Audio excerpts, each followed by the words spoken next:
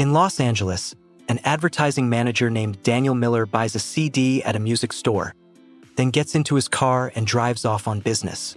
Distracted, he fails to notice a bus pulling out into the intersection and crashes into it. He dies as a result of the accident. When he wakes up, he finds himself in an unusual place called the City of Judges. He is met by representatives of this world and placed in a modest motel. He is given clothes, instructions, and an explanation that he is in a transit point between lives. Over the next few days, his earthly life will be evaluated, and the court will decide whether he should move on to the next level of existence or return to Earth for a new incarnation. Daniel is accompanied by a lawyer named Bob Diamond, an experienced specialist in defending souls. He explains that everything depends on whether Daniel was able to overcome fear in his life. So he will move on. If not, he will return to Earth. The trial takes place in a courtroom with 2 judges. The opponent is prosecutor Lena Foster, who will argue that Daniel was guided by fear. The trial includes video recordings of key moments in Daniel's earthly life. The first episode shows a situation from his childhood where he demonstrates insecurity. The next episode shows him refusing to participate in a risky business deal, which later turns out to be profitable. The prosecutor points to this as an example of fear of risk. The lawyer, in turn, insists that Daniel's behavior was balanced and reasonable. In his spare time, Daniel explores the City of Judges. He visits restaurants where you can eat as much as you want, and the food is not harmful. He also attends entertainment events, including a comedy club. One evening, he meets a woman named Julia, who also recently died. She lives in a luxurious hotel, and her trial goes smoothly. All her records show generosity, courage, and altruism. Daniel and Julia begin to spend a lot of time together. They go to restaurants, take walks, and visit the Past Lives Pavilion, where everyone can see their previous incarnations. Daniel sees that in one of his past lives, he was a frightened woman running away from wild animals, which makes him uncomfortable.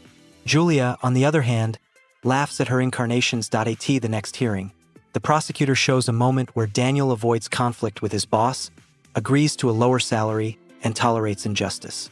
Then they show him giving money to a homeless person, but the prosecutor claims that this action is also dictated by fear of appearing heartless. The lawyer tries to justify Daniel's behavior as humane and cautious, but the judges remain skeptical. The relationship between Daniel and Julia grows stronger. She shares stories from her life, talks about her heroic deeds, and invites Daniel to spend the night with her. He refuses, citing fear of the consequences and possible complications. This decision proves to be important for the final assessment. The final hearing. The prosecutor shows a recording made the previous night. It shows Daniel leaving Julia, refusing to stay. This is interpreted as another example of fear. The lawyer objects, but the judges see it as confirmation of a general pattern of behavior. The court concludes the proceedings. Julia is allowed to move on to the next level of existence. Daniel is deemed unready and sent back to Earth for a new incarnation. He is upset, but his lawyer comforts him, explaining that the system is imperfect. Daniel boards a tram that transports souls to their new birthplace. Suddenly, he notices Julia in the neighboring tram. She calls out to him. He unbuckles his seatbelt, opens the door, leaves the tram, and begins running along the platform, dodging other cars. He is electrocuted while trying to open the door of another tram, but he continues. He clings to the outside of Julia's tram, banging and trying to get inside. She, in turn, yells at the driver to stop. The judges and lawyers watch what is happening on a monitor in the courtroom. One of the judges whispers something to his colleague. They give the command to open the doors. The door of Julia's tram swings open. Daniel gets inside, and they are reunited. The passengers applaud. The tram continues on its way to the next level.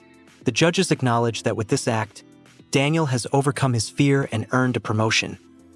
Daniel and Julia ride together into the unknown future, leaving the City of Judges behind.